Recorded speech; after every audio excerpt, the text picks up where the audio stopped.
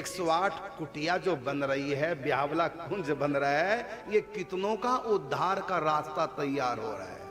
आप लोगों की भूमि दान की हुई में कुटिया बनेगी। कुटिया भी आप लोगों के द्वारा बन रही है। आप लोगों के द्वारा 108 कुटियों में संत भजन करेंगे, कीर्तन करेंगे, और इसका सब बेनिफिट किन को मिलेगा? जिन्होंने इन कुटियों में दान किया है। ऐसी पूज्य बाबा ने हॉस्पिटल बनवाया, राधा कृष्ण साधना मंदिर बनवाया। ऐसी पूज्य श्री सेठ जयदयाल गोंदका ने हजारों कमरों का और गीता भवन बनाया।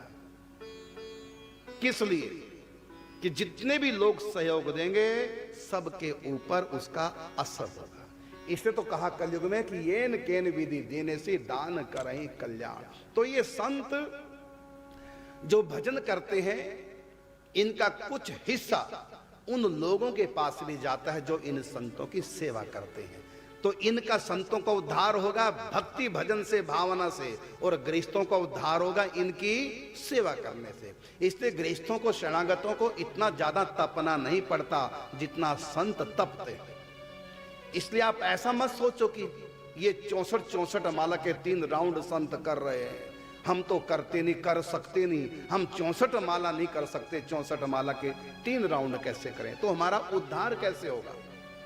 घबराओ मत, इन संतों की शरणागति लो, इन संतों की सेवा करो, इन संतों को प्रणाम करो, इन संतों के प्रति श्रद्धा रखो। इतने से 16 माला से भी उद्धार हो जाएगा। इसलिए ज्यादा आपको तपना नहीं पड़ेगा। जहां भी आप हैं, गृहस्थ में हैं, गृहस्थ में रहो, बस संतों के संपर्क में बने रहो और उनके मानस पटल पर अपनी याद करा दिया करो आकर के। बहुत बड़ा सूत्र दे रहा हूं मैं। संतों को अपनी याद करा दिया करो। कैसे कराओगे? तो बीच बीच में आते रहो। भले वो तुमसे बात ना करें, चाहे बोले ना, प्रसाद तक ना दें भले, लेकिन उनके मानस पटल पर तुम एक बार आ जाओ। जब भी समय मिले एक बार संतों के सामने आ जाओ। धीरे धीरे जानकारी बढ़ा लो। जब भी संत किसी की याद करते हैं, बहुत गुप्त बात बता रहा हूं, जब भी संत किसी की याद करते हैं उस समय दरअसल चार्ज करते हैं उस व्यक्ति को। जैसे हम चार्जर पे लगा देते हैं ना अपना मोबाइल, तो धीरे धीरे 2-4 घंटे में चार्ज हो जाता है फुल। इसी प्रकार से संत जब किसी की याद करते हैं उस समय याद ही नहीं करते, उसको चार्ज पे लगा देते हैं और धीरे धीरे उसकी बैटरी चार्ज हो जाती है। तो संत के मानस पटल पर हम आ जाएं या हमारे मानस पटल पर संत आ जाए, हम संत की याद करें। चाहे संत हमारी याद करेंगे तो ये ज्यादा इसका लाभ है।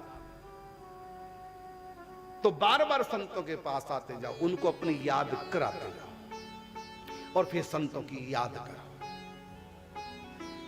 तो संतों के पास जो पावर है ना, वो हमारे पास आ जाएगी याद करने से। देखो, याद को उल्टा करो तो क्या हो जाता है? या फिर दा, इसको उल्टा पढ़ो, क्या हो गया? दया। याद का उल्टा दया। तुम करो याद और संत करेंगे दया। हो गया काम। तो संत केवल अपनी ही प्यास नहीं बुझाते, वो सबकी प्यास बुझाते हैं। घड़ा स्वयं ही शीतल नहीं होता, उसका जल दूसरों को भी शीतलता प्रदान करता, दूसरों की भी प्यास बुझाता है। इसलिए संतों को ज्यादा तपना पड़ता है, संतों को ज्यादा अपने आप को कसना पड़ता है।